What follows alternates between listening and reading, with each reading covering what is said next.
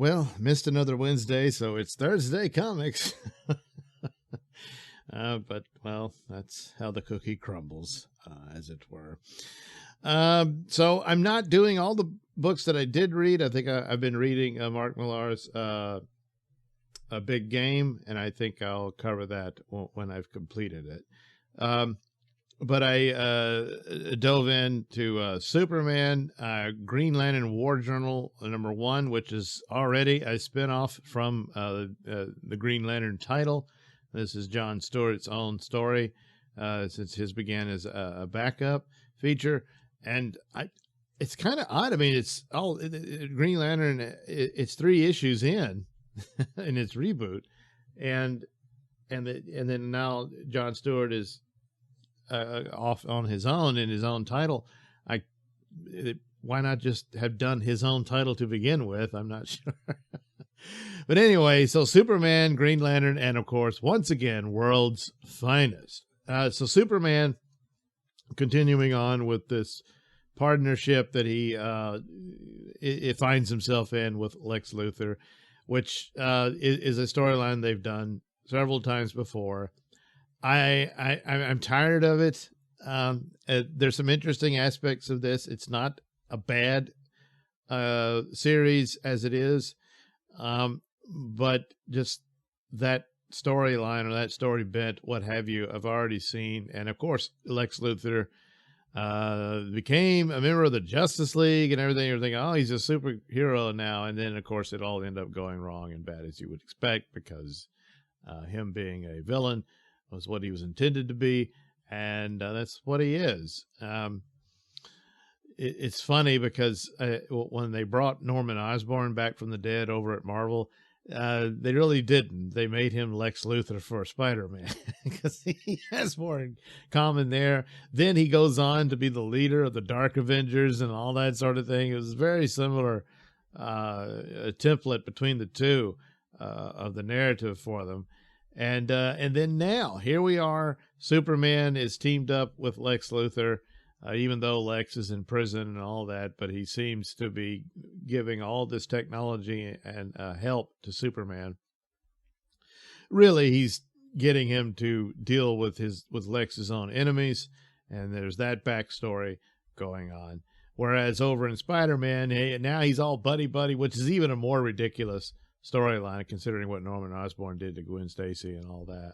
That even if Peter Parker accepted that he had reformed, he would never be a partner with him or pals or whatnot. So anyway, over here in Superman, it's just a repetitive thing, I think, is more of the negative on this pursuit. I would have thought another means by which it could be handled, and even in this, is that Lex knows what's up and whatnot, and so Superman begrudgingly has to go to him for help in that form. But to go full force that, LexCorp becomes SuperCorp and all that stuff, I don't know. But it's a run in and of itself. It'll all come crashing down, and Lex will just be bad again. Which, well, technically he still is. I mean, he's in prison, but he got jumped in prison, and now he's in a coma and whatnot. And of course, Superman temporarily lost his super hearing. So he didn't hear Lex Luthor calling for help. But in the meantime, discovered that Lex has had this secret prisoner buried underneath Metropolis, and so he goes to find. And this is releasing this new superpowered individual who apparently is someone that Lex experimented on, and I realized he was too dangerous and locked him away in this vault. That Superman is horrified by this, so he releases the guy. Well, probably shouldn't have, but Lex was in a coma, so couldn't have warned him and told him what was up. So this is how it plays out. But more than likely, this is also part of the manipulation of the two mad scientists that are gunning for revenge against Lex. Them wanting revenge on Lex is not a bad plot motive here, but the idea that Lex Luthor was a superhero himself in his youth is just ridiculous. All you had to do was do a setup where Lex screwed some guys over. That's not that far of a stretch, and the story would work even better because it would be more in character and all of that. This idea of there's a new past where Lex Luthor had a costume and everything. That's just stupid. And so it kind of ruins it overall. But the issue 6, it looked cool. I really like the, unfortunately, it's a guest artist. But I was kind of hoping this guy would stick around. It's almost like it's almost similar to some of the approaches Frank Miller did. And a little bit of Rick Leonardi in it. It's a bit jarring, but I warmed to it much quicker, and I actually like it better than their regular artist they have on Superman at the moment, which is, it's a professional art style. It's adequate and whatnot, but it just doesn't win me over. But this one, I don't know, I liked it better, and but it's probably only for a couple of issues, and they'll go back to the regular guy, or maybe this is one and done. I don't know. But anyway, I thought it looked pretty good. So Green Lantern has got its spinoff for John Stewart, which John Stewart's in this sort of, because again, this is, yes, I call it a reboot, and technically it is, I guess, the soft reboot, where events happened in the previous Lantern series where they're basically exiled from the Green Lantern Corps, which has been taken over by the United Planets and all this sort of thing. And the whole sector that Earth is in quarantine. But over Hal Jordan has recovered a ring and has his Green Lantern powers. Meanwhile, John Stewart seems to be completely infused. Doesn't even need a ring. He kind of is the ring with Green Lantern power. And he's staying with his mother, but he's recreating his late sister and everything. And I'm not even sure, is his mother alive? Is he so broken that he's created this fantasy world for him to cope with his, I don't know. It's all very sad and kind of creepy, as to how that goes. Because then the previous, when the backstory in the Green Lantern proper, he was talking to Guy Gardner, but was that the real Guy Gardner, or did he just create that just to talk out his issues? I don't. But then again, it could be just as simple as, yeah, that's all it was. It was a projected communication between him and Guy Gardner. But I'm not up to date on the events of the previous one, so I don't know if that's obvious or if it's like part of the mystery. For my own purposes, I'm going, well, it's part of the mystery. Meanwhile, you've got this alternate universe. Yeah, I know, but handled well, because it's already in the backstory. It was building up this business of where that version of John Stewart was practically like a god almost, but it's the same situation. He doesn't require a ring. He's completely infused with the Green Lantern power, and such is the case in this iteration of John Stewart in the Prime universe. So his young protege has followed these, I guess, a new version of the Black Lanterns as they have crossed over, and basically you got space zombies and they attack a space station, and this protege Lantern's got to find the John Stewart of this universe, and I'm sure he soon will.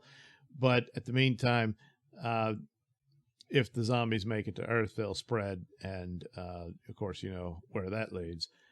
So that seems to be the ultimate confrontation that they'll have to deal with. But is John Stewart up for the battle? I mean, he's wanting to live a quiet existence at his home. One of the United Planets Green Lanterns comes in and tries to arrest him, but John Stewart shows him what real Green Lantern power is and whoops his ass. It's kind of funny, the expressions and everything on this alien. He had no idea what he was going up against. So, he taught him a lesson and sent him packing.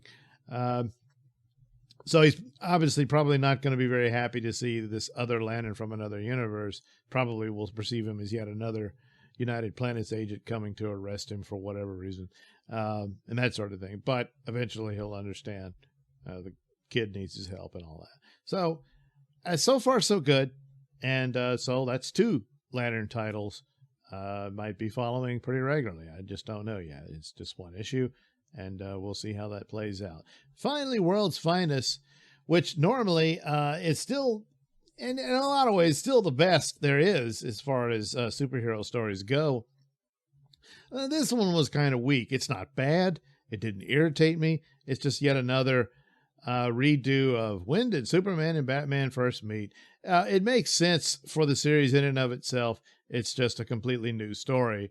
They've had, several of these. The most famous was the original one where they met on the cruise ship and all that, which I did a parody of in my Sun King audio plays. It was a very different kind of cruise.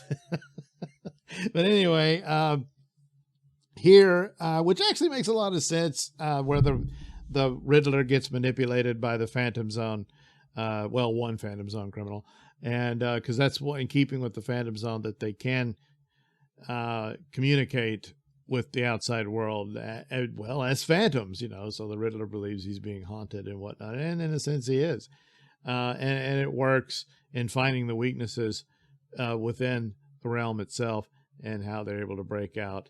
And then this leads to an entity that's very similar to a previous of the old stories of Phantom Zone. There was a whole series, a mini series back in the 80s that I cherished because I went to the store and bought it as a little kid. And I might look back at that for this program. Gene Colan art and all that. It was pretty cool. But the depths and how the zone works and whatnot, I'm assuming they're going to explore the similar thing here, just, update it and redefine this and that. So it's okay. It's good. It's kind of the weakest one they've done out of the series. Dan Mora was not the art, but the artist was good. But they got that out of the way and off they go. And still it works as a good template for the DC universe overall, which I think is the direction they should follow. And just say this, you don't even need a reboot series or any of that nonsense. It's just, this is it. They're redefining the history of their universe through that series. And also just the basics of superhero adventure. They should take that to heart as well for the other comics, and follow through with that. So anyway, there you go. Superman, Green Lantern, and of course, World's Finest, Superman again with Batman. Yeah.